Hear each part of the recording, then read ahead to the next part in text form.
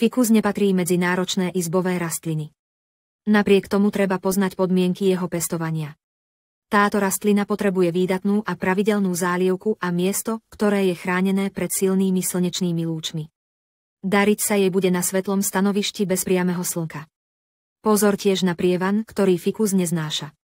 Listy je často potrebné umývať vlažnou vodou a pravidelne striekať a rosiť.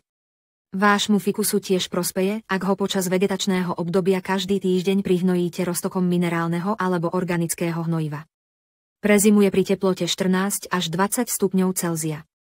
Polievanie treba prispôsobiť teplote miestnosti, lebo častá zálivka pri nízkej teplote zaviní zhadzovanie listov.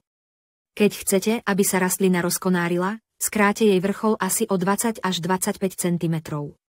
Dôležitou vecou je vždy na jar tento kvet presadiť. Ak ho totiž ponecháte v starom kvetináči, trpí nedostatkom živín a začne vám odumierať. Fikus je možné rozmnožiť odrezkami, a to buď vrcholovými, alebo stonkovými. Stonkové odrezky je potrebné odrezať s jedným listom, v ktorého pazuche je očko. Odrezky hneď namočte do teplej vody, približne 40 až 50 stupňov Celzia, aby nevytekala šťava. Listy na odrezkoch zvinte a zviažte likom, čím sa zmenší vyparovanie vody. Odrezky napichajte do zmesi rašeliny s pieskom, priviažte k paličke a nechajte zakoreniť na teplom a vlhkom mieste. Vrcholové odrezky režte s niekoľkými listami. Môžu sa zakoreniť priamo na materskej rastline. Najskôr na mieste, kde chcete oddeliť vrcholový odrezok, urobte ostrým nožom šikmý rez z dola nahor asi do 2/3 kmeňa.